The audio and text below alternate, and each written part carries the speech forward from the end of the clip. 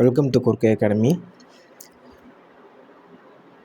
GS general studies பகுதியில் பாலிட்டியில் group 2 எக்ஸாமுக்காக முகவுரையை பற்றி பார்க்க போகிறோம். ஏன் முகவுரை மட்டும் பார்க்குறோன்னா, தொடர்ச்சியாக இனிமேல் ஒவ்வொரு பகுதியாக நம்ம ஒவ்வொரு வகுப்பாக போடலாம். முகவுரை எப்படி இருந்தாலும் ஒரு கேள்வி வந்துடும். ஸோ வாங்க பார்க்கலாம். இது முகவுரையோட ஆங்கில வடிவம், இது தமிழ் வடிவம். இது ரெண்டையுமே படிச்சுக்குங்க. முடிஞ்சால் இங்கிலீஷில் படிச்சுக்குங்க.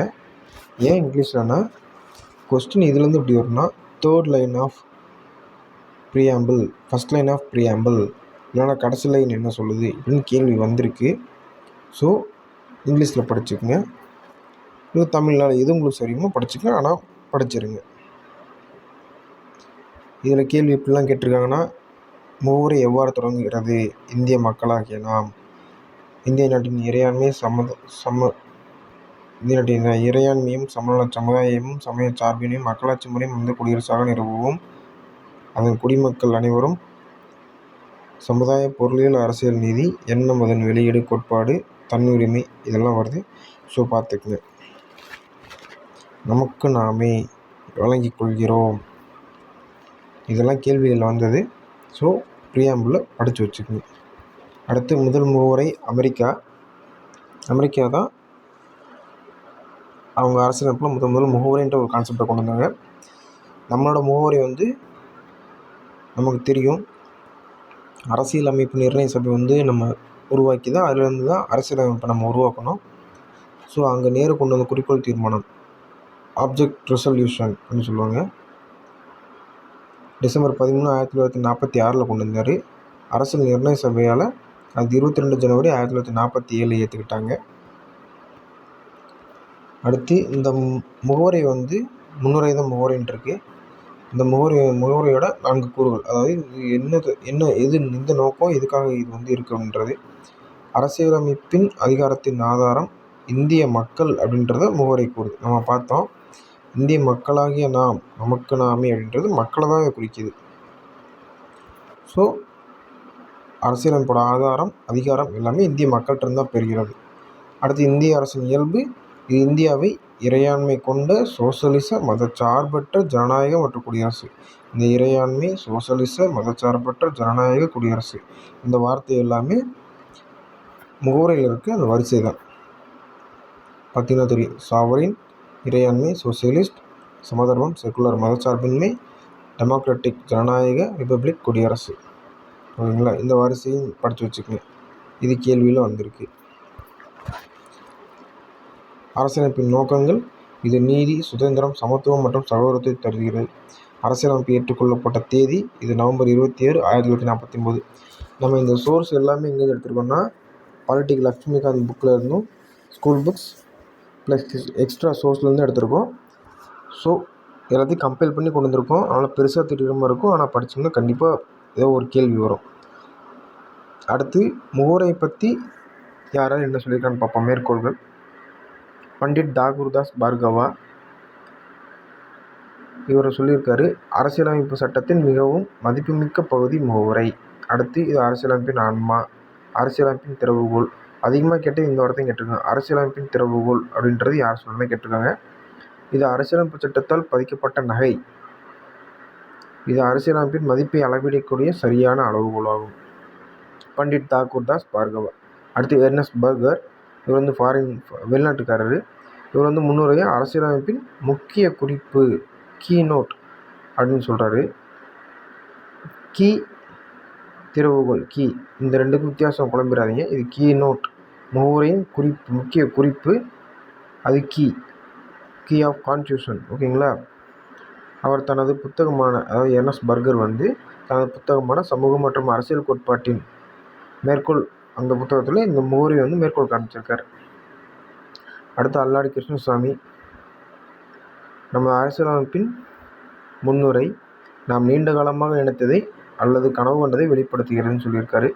KM முன்ஷி, முன்னுரை நமது இறையாண்மையுள்ள ஜனநாயக குடியரசின் ஜாதகம். KM முன்ஷி, முன்னுரை நமது இறையாண்மையுள்ள குடியரசின் ஜாதகம் சொல்லியிருக்காரு.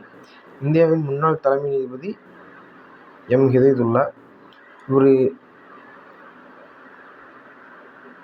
1969 இந்தியா குடியரசுத் தலைவராக இருந்திருக்காரு. குடியரசுத் தலைவரும் குடியரசு துணைத் தலைவரும் இல்லாத போது உச்சநீதிமன்ற தலைமை நீதிபதி குடியரசுத் தலைவராக வேலை செய்யலாம். அந்த வகையில் இவர் ஒரு தடவை குடியரசுத் தலைவராக இருந்திருக்காரு. இவர் என்ன சொல்கிறாருன்னா, முறை அமெரிக்க சுதந்திர பிரகடனத்தை ஒத்திருக்கிறது, ஆனால் ஒரு பிரகடனத்தை விட அதிகம். இது நமது அரசியலமைப்பின் ஆன்மாவாகும். இது நமது அரசியல் சமூகத்தின் வடிவத்தை வகுக்கிறது. இது ஒரு புனிதமான தீர்மானத்தை கொண்டுள்ளது. ஒரு புரட்சியை தவிர வேறு எதுவாலும் மாற்ற முடியாது அப்படின்னு சொல்கிறாரு. ஓகேங்களா? நீதிபதி எம். ஹிதாயத்துல்லா. அடுத்து முகவுரை சார்ந்த வழக்குகள். ஃபஸ்ட்டு 1960 பெருபாரி வழக்கு. முகவுரை அரசியலமைப்பின் ஒரு பகுதி அல்ல அப்படின்னு சொல்லிடுவாங்க. பெருபாரின்றது வெஸ்ட் பெங்கால் கிட்ட இருக்க ஒரு பிளேஸ்ன்னு நினைக்கிறேன். அந்த பிளேஸை பங்களாதேஷ் கொடுத்தப்போ அது சம்பந்தமாக போட்ட கேஸ் அது. பெருபாரி வழக்கு அரசியலமைப்பின் ஒரு பகுதி அல்ல அப்படின்றாங்க. அடுத்து 1973 கேசவானந்த பாரதி வழக்கு. முகவுரை அரசியலமைப்பின் ஒரு பகுதின்னு சொல்லிடுறாங்க. Kesavananda Bharati versus Kerala state. இது நமக்கு தெரியும், அடிப்படை உரிமைகளில் சமய உரிமை இருக்குது. ஆர்டிகல் 25 ஒரு மதத்தை பரப்பலாம். 26 நிர்வகிக்கலாம். அந்த மதம் சார்ந்த விஷயப்பட்ட சொத்துக்களையும் விஷயங்களையும் அவங்க நிர்வகிக்கலாம். இதை வச்சு தான் அவர் கேஸ் போட்டார். ஒரு கேரளா அரசாங்கத்தை எதிர்த்து, என்னென்னா கேரளாவோட லேண்ட் ரிஃபார்ம்ஸ் ஆக்டை எதிர்த்து இந்த கேஸை போட்டார். அதில் முகவுரை அரசியலமைப்பின் ஒரு பகுதின்னு சொல்லிட்டாங்க. அடுத்து 1995 எல்ஐசி ஆஃப் இந்தியா வழக்கு. முகவுரை அரசியலமைப்பின் ஒரு பகுதி அப்படின்னு சொன்னாங்க. வழக்கு விவரங்கள். அரசியலமைப்பின் 368வது பிரிவின் கீழ் நமக்கு தெரியும், ஆர்டிகல் 368 பகுதி 20 அரசியலமைப்பு திருத்தத்தை பற்றி சொல்கிறது. அரசியலமைப்பு திருத்தணும் என்னென்ன பண்ணணும் இதெல்லாம் சொல்கிறது. முகவுரையை திருத்த முடியுமா என்ற கேள்வி வரலாற்று சிறப்புமிக்க கேசவானந்த பாரதி வழக்கில் முதல் முறையாக எழுந்தது. இப்போ கேள்வி இப்படி கேட்கலாம், முகவுரை திருத்த முடியுமா என்ற கேள்வி எந்த வழக்கு மூலம் கேள்வி வந்ததுன்னு கேட்கலாம். அடுத்து முன்னுரை அரசியலமைப்பு சட்டத்தின் ஒரு பகுதியாக இல்லாதால் அதை திருத்த முடியாது என்று வலியுறுத்தப்பட்டது. இருப்பினும் உச்சநீதிமன்றம் முன்னுரை அரசியலமைப்பின் ஒரு பகுதி என்று கூறியது. இதில் கேசவானந்த பாரதி கேஸில். அதே கேஸில் பெருபாரி யூனியன் கேஸில் முகவுரை அரசியல் பகுதி அல்லன்னு சொன்னது தப்புன்னு அவங்க ஒத்துக்கிட்டாங்க. உச்சநீதிமன்றம் சொல்லிட்டாங்க. அதே மாதிரி நீதிமன்றம் அடிப்படை அம்சங்களில் அதோட அடிப்படையை மாற்றாமல் நம்ம திருத்தம் செய்யலாம் அப்படின்னாங்க. அடுத்து நம்ம பார்த்த அந்த வரிசை இறையாண்மை, சமதர்மம், மதச்சார்பின்மை, ஜனநாயக குடியரசு, இது ஒவ்வொரு வார்த்தையை பற்றி நம்ம விளக்கத்தை பார்க்கலாம். முதல்ல இறையாண்மை. இறையாண்மைன்றது லத்தீன் வார்த்தைனா சூப்பர்னஸ் அப்படின்ற வார்த்தையில் வந்துச்சு. இது உச்சம் அப்படின்ற பொருள் வர்றது. இது ஜீன் போடின் அப்படின்றவர் இறையாண்மை என்ற வார்த்தையை தனது புத்தகமான 1976 6 புக்ஸ் ஆஃப் தி காமன்வெல்த் அப்படின்ற புத்தகத்தை பயன்படுத்தினார். அடுத்து நவீன பயன்பாடு. சமகால ஜனநாயக நாடுகளில் இறையாண்மை, இப்போதைக்கு இருக்கிற தற்கால இறையாண்மை மக்கள் இறைமை அப்படின்னு சொல்கிறாங்க. அடுத்து இறையாண்மை மட்டும் சார்ந்த வழக்குகள்.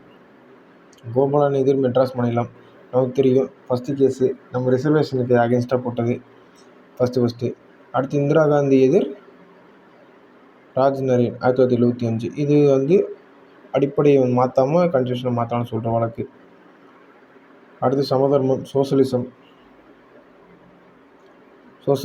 சமதர்மம், சோசலிசம் முதல்ல பயன்படுத்தினவர் ராபர்ட் ஓவன். இதோட வரையறை, சோசலிசம்ன்றது சமூக பொருளாதார அரசியல் நீதி அப்படின்ற சொல்கிறது. இந்த சமூக பொருளாதார அரசியல் நீதி 1917 ரஷ்ய புரட்சி இல்லைன்னா போல்ஸ்விக் புரட்சின்னு சொல்லுவாங்க. இதுலேருந்து எடுத்து தான் நம்ம கான்ஸ்டியூஷன் வச்சாங்க 1917. அடுத்து இந்தியாவில் எதை போகிறாங்கன்னா 1950 ஆவடி காங்கிரஸ் மாநாட்டில் காமராஜ் தலைமையில் சோசலிச சமூக முறை அதுக்கான தீர்மானத்தை நிறைவேற்றப்பட்டுச்சு. இன்னும் சோசலிசம் அப்படின்ற முறை இந்த 1955 மாநாட்டில் தான் நமக்குள்ளே வருது. அடுத்து இந்தியாவில் சோசலிசத்தின் வகை ஜனநாயக சோசலிசம், மக்களாட்சி, சமதர்மம் அப்படின்னு சொல்கிறது. அடுத்து மதச்சார்பின்மை, செகுலரிசம், மதச்சார்பின்மை வந்து லத்தீன் சொல்லான செக்குலம் அப்படின்றது வந்துச்சு. ஃபஸ்ட்டு பிரிட்டிஷ் பத்திரிகையாளர், நல்லா படுத்துங்க, பிரிட்டிஷ் பத்திரிகையாளர் ஜார்ஜ் ஜேக்கப் ஹோல்யோக் பயன்படுத்தினார். மதச்சார்பின்மை பிரபலப்படுத்திய புரட்சி பிரெஞ்சு புரட்சி. மதச்சார்பின்மை பிரபலப்படுத்திய புரட்சியாகும். மத அரசாங்கம், மதத்தை மட்டுமே அடிப்படையாக வச்சுருக்க அரசு வந்து பாகிஸ்தானு, வாட்டிக்கன் எடுத்துக்காட்டுக்கு. அடுத்து மதச்சார்பின் பண்புகள். சமயச்சார்பின் பண்புகள் பார்த்தோம்னா, சுதந்திர கோட்பாடு, அரசாங்கம் தனிநபர்கள் எந்த மதத்தை பின்பற்ற அனுமதிக்கிறது. சமத்துவ கோட்பாடு, அரசாங்கம் ஒரு மதத்தை விட மற்றொரு மதத்திற்கு முன்னுரிமை அனுப்புதல். நடுநிலை கோட்பாடு, மத விஷயங்கள் அரசாங்கம் நடுநிலை பேணுகிறது. மேற்கோள்கள். மதச்சார்பின்மை பற்றியும் அந்த மேற்கோள்கள். ஜவஹர்லால் நேரு, இந்தியா பல்வேறு நம்பிக்கைகள் சமப்பட்டு மதிக்கும், மேலும் இந்தியா தேசிய ஒரு கண்ணோட்டத்தை கொண்டிருக்கும். இந்தியா ஒரு தேசிய கண்ணோட்டத்தை கொண்டிருக்கும் சொன்ன ஜவஹர்லால் நேரு. அடுத்து இக்பால், மதம் நமக்கு பகைமையை கற்பிக்கவில்லை, நாம் அனைவரும் இந்தியர்கள், இந்தியா எங்கள் வீடு அப்படின்னு சொல்லியிருப்பார். அடுத்து முகவரை சார்ந்த சட்டத்திருத்தம். இதுவரைக்கும் ஒரே ஒரு முறை திருத்தப்பட்டிருக்கு. 1976 இந்திரா காந்தி காலத்தில் 42வது அரசியல் திருத்த சட்டம்.